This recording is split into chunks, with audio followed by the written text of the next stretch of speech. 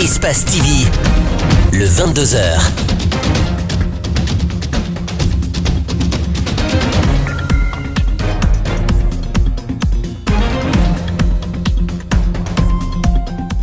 Bonsoir à tous, bienvenue aux 22h d'Espace TV. Tout de suite, le sommaire de ce journal.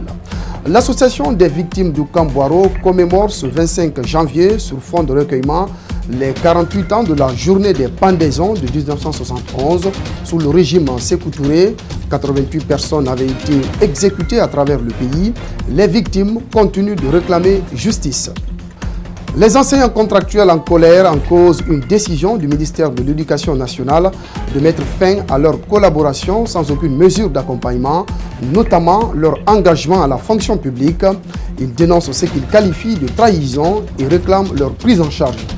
Le Parlement grec valide le nouveau nom de la Macédoine, un vote crucial qui ouvre la voie à l'adhésion à l'Union européenne et à l'OTAN de la petite république balkanique, désormais dénommée Macédoine du Nord.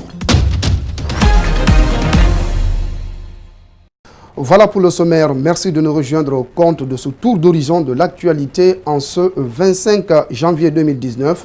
L'association des victimes du Camp Boiro a procédé à la commémoration de l'an 48 de la journée des pendaisons de 1971.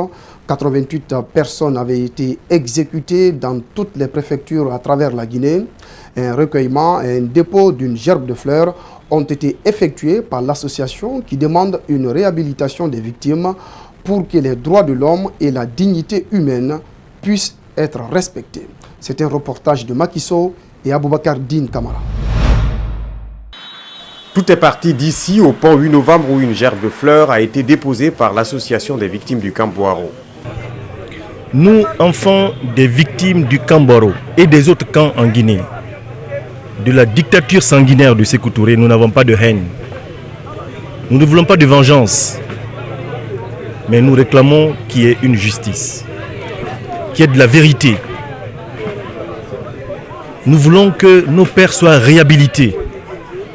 C'est ça ce message que nous passons aux enfants. Une marche pacifique du pont 8 novembre au camp de la Camayen Poune sous le nom du Camp Boiro où plusieurs cadres guinéens ont perdu la vie dans ces prisons. Ici, c'est la lecture du Saint-Coran à la mémoire des victimes.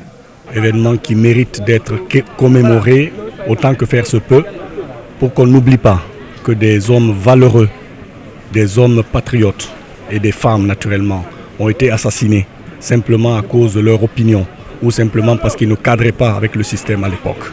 Donc c'est pour rappeler tout ça et commémorer cet événement du 25 janvier 1971 qui correspond aujourd'hui au 48e anniversaire de cette commémoration pour que vraiment les Guinéens sachent que ce jour-là, 88 Guinéens sur l'ensemble du territoire national ont été pendus.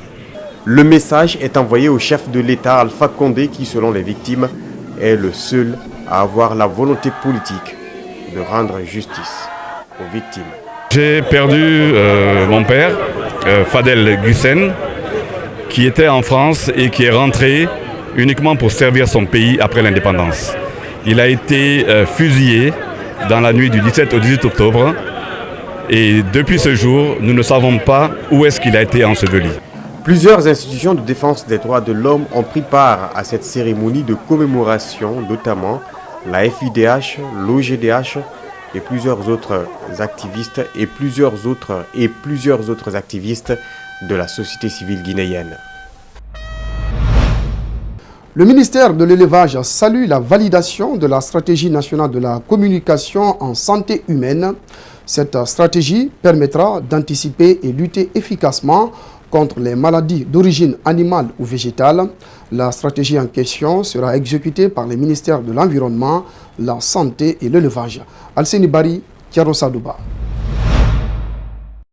Selon les responsables du projet REDIS, 60% des maladies humaines infectieuses connues sont d'origine animale, de même que 75% des maladies humaines émergentes. Avec ce concept Une seule santé, l'idée est de réunir les problèmes de santé humaine, animale et environnementale pour une meilleure santé globale. La communication est donc l'outil indispensable pour sa mise en place sur le terrain. Sans communication, il n'y a pas de résultat. Sans résultat, il n'y a pas d'impact des projets sur les communautés. Et c'est pourquoi les spécialistes des 3 départements se sont réunis. Depuis plus de 6 mois, ils ont travaillé d'arrache-pied pour élaborer une stratégie cohérente de communication.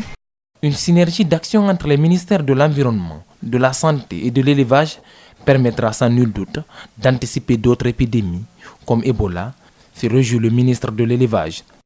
Elle permet de rapidement collecter, partager l'information à différents niveaux, tant au niveau des décideurs qu'au niveau des populations.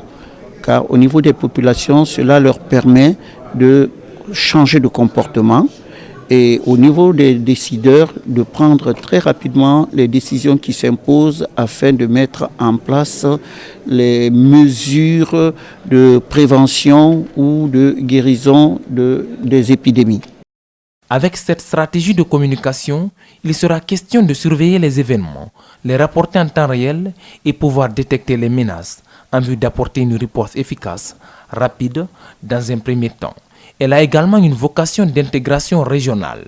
Une stratégie efficace de communication permet de mobiliser des ressources humaines, des ressources matérielles, de l'argent, que ce soit à l'intérieur du pays ou à l'extérieur avec des bailleurs de fonds pour répondre aux défis de sécurité sanitaire et aux défis du développement dans le pays.